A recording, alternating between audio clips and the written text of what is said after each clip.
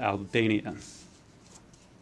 L'Assemblée va maintenant The Assembly will now hear an address by His Excellency Denis Sassou Nguesso, President of the Republic of the Congo. I request protocol to escort His Excellency and invite him to address the Assembly.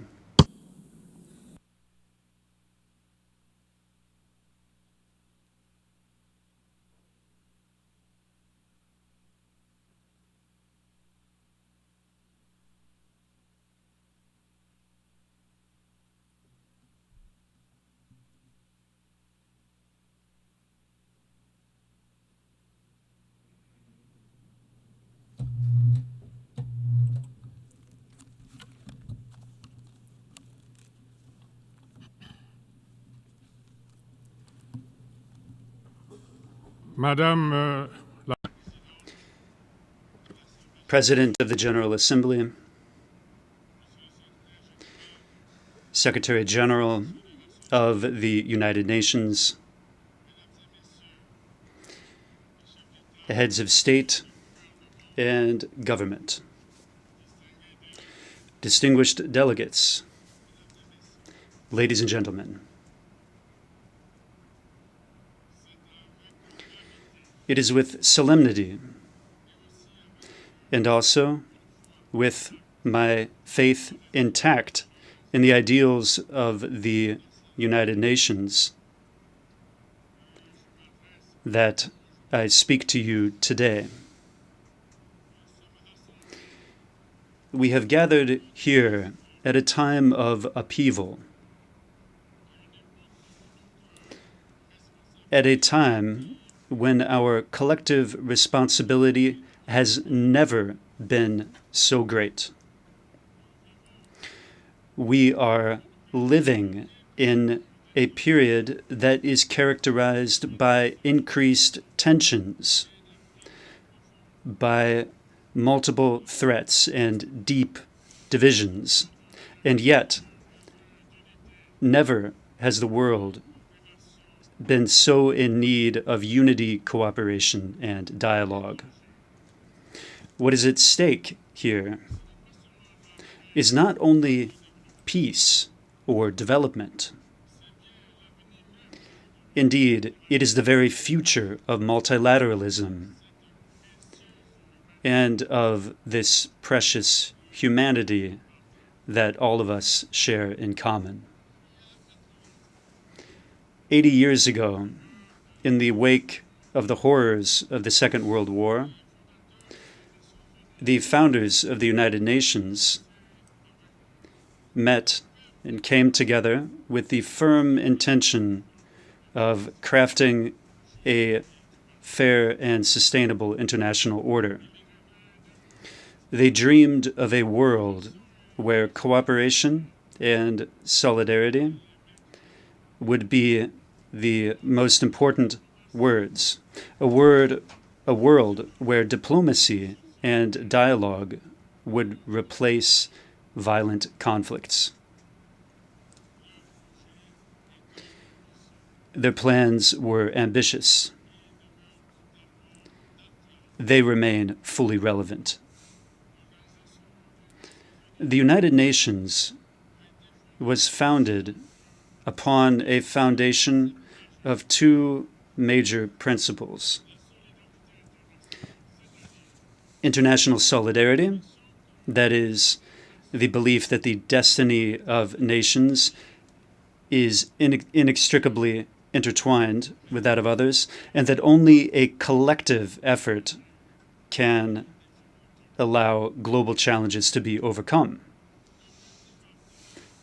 Multilateralism, or the acknowledgement that every nation, be it great or small, must have a place, a voice in international affairs, and that only collective action can guarantee a lasting peace.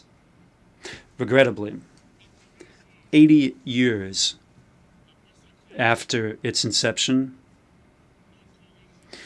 our organization faces a disturbing resurgence of armed conflicts the world over. In so many places, the language of weapons has won out over good sense and diplomacy.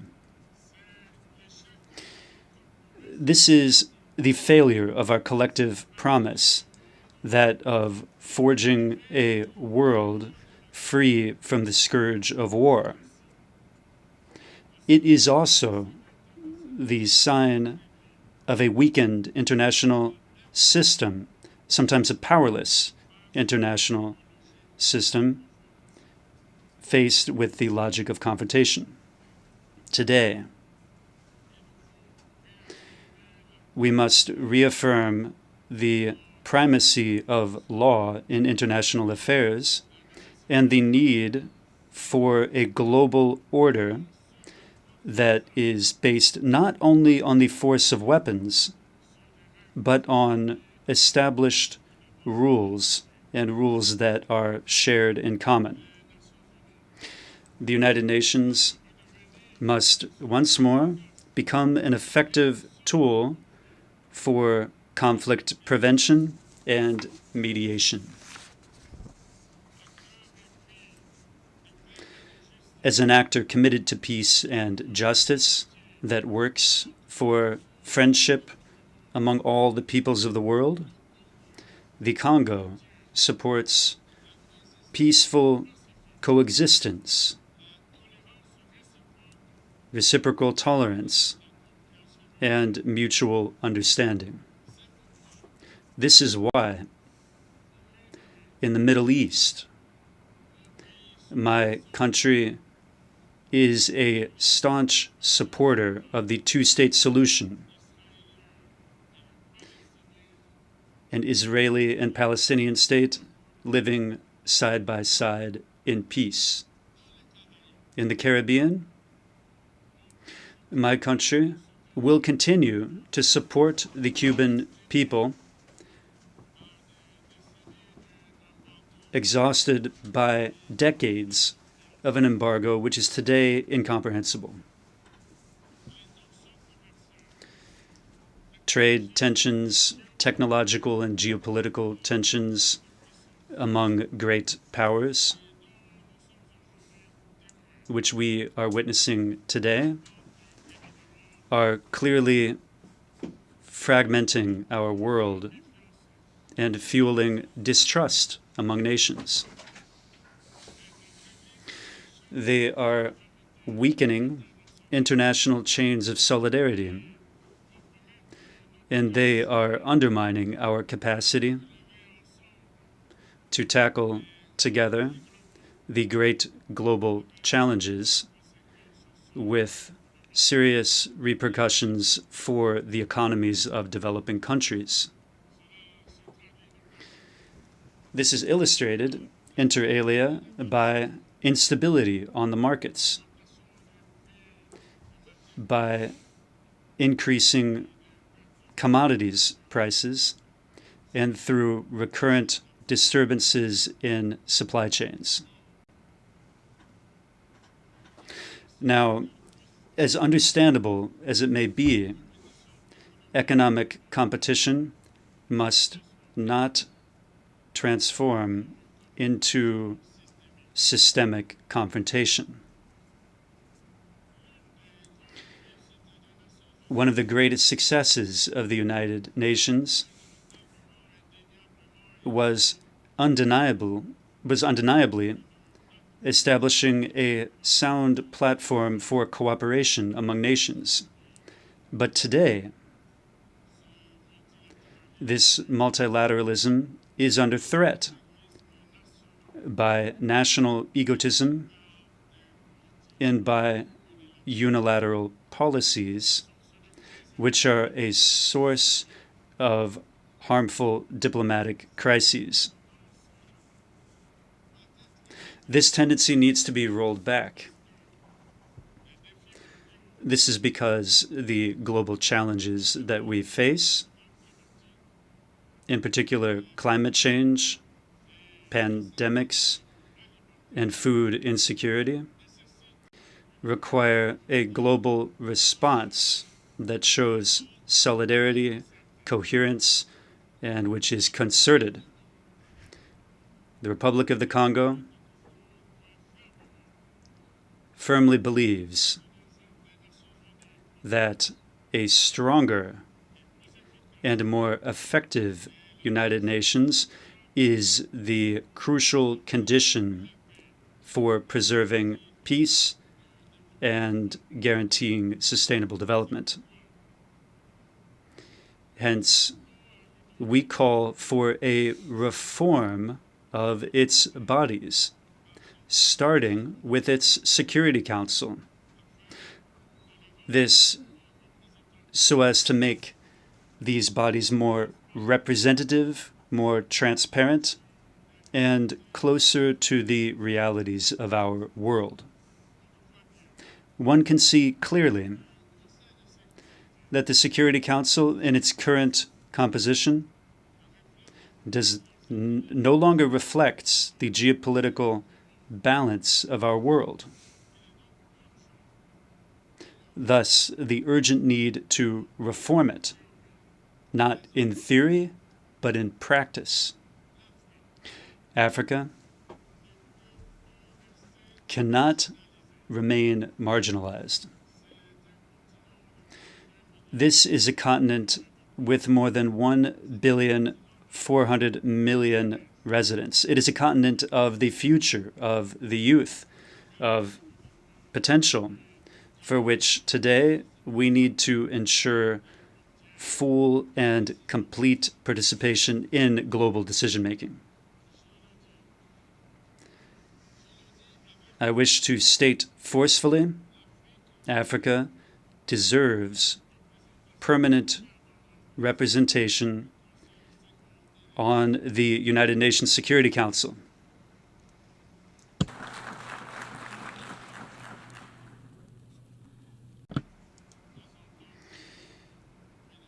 Not as the beneficiary of a favor, but as a legitimate partner.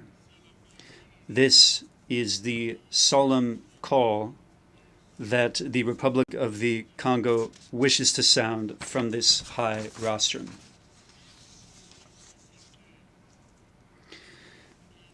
We must invent a smarter multilateralism, a more effective multilateralism, one that is closer to the aspirations of the people and one that is more representative of the realities of the 21st century.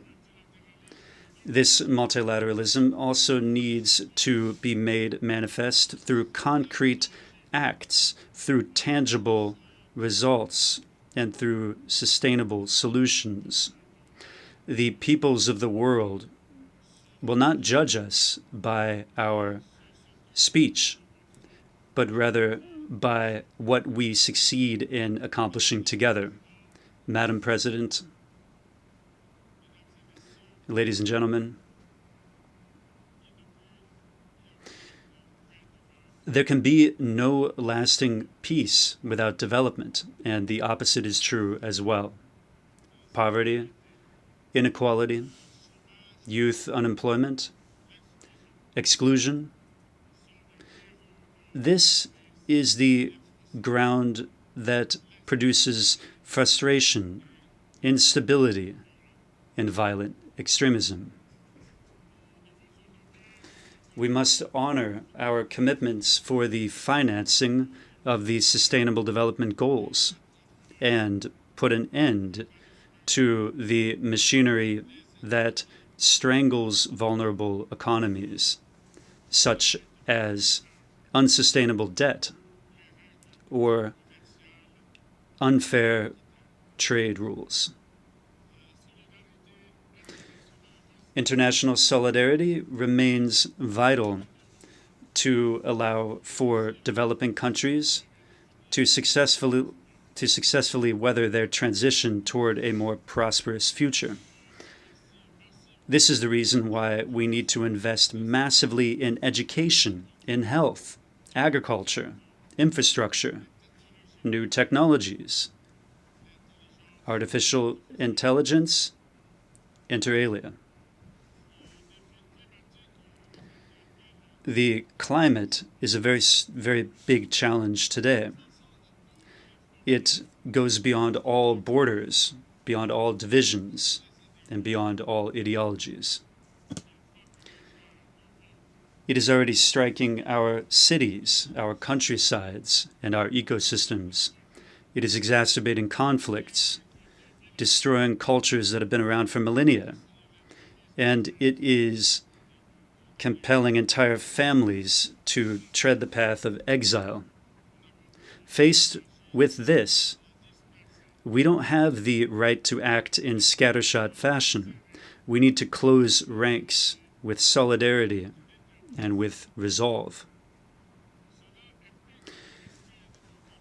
This means respecting the commitments of the Paris Agreement. It means massive support for the adaptation of the most vulnerable countries. And it means a deep transformation of our means of production, consumption, and financing. This is the opportunity to hail the adoption by the United Nations General Assembly of the resolution on the global decade for forestation and reforestation, which my country initiated, as one of the solutions conducive to making inroads in our common struggle to preserve the environment and to mitigate the ravages of climate change. The climate must not become a new factor that divides the North and the South. It must be a factor for global unity, a means of solidarity throughout the planet, and a vehicle for shared hope. Madam President, ladies and gentlemen, at a time when the nations of the world face serious challenges, some of these challenges are clearly existential in terms of their repercussions. And now, something new and disturbing is unfolding: an arms race. Global military spending today has reached record levels. Even while millions of human beings live in extreme poverty, with reduced access to drinking water, reduced access to quality education and primary health care. Disarmament treaties have been called into question, while the proliferation of weapons of mass destruction, in particular nuclear weapons, is becoming again a central concern. This is a dangerous slide in every way. It is not making our world any safer. Quite the contrary. It is exposing the world to the most serious jeopardy, including the risk of a generalized conflagration which could rage out of control completely. Faithful to its commitment to peace and international security, the Republic of the Congo reiterates its call for global disarmament. The time has come for all of us to invest in searching for solutions that strengthen our collective security, stability, and the prosperity of all peoples. This instead of fueling the vicious and destructive cycle of conflicts and violence. Madam President, ladies and gentlemen,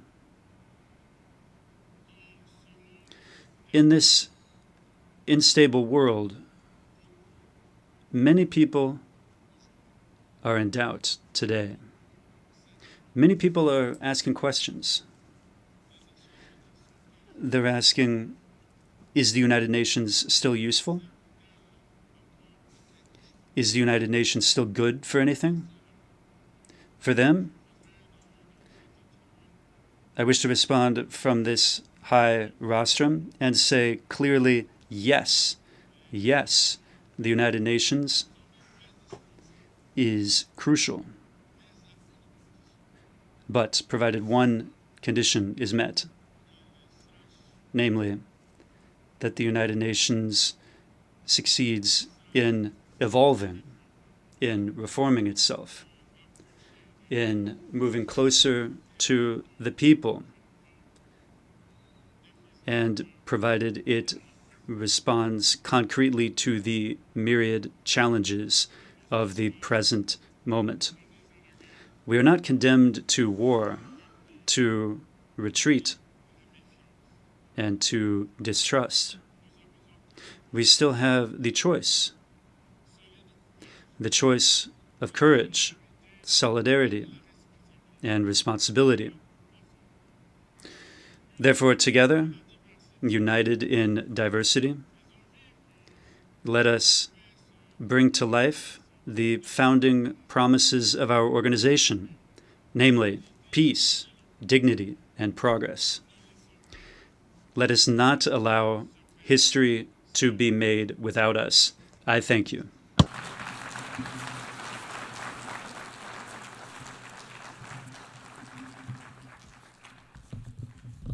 Of the Assembly, I wish to thank the President of the Republic of the Congo,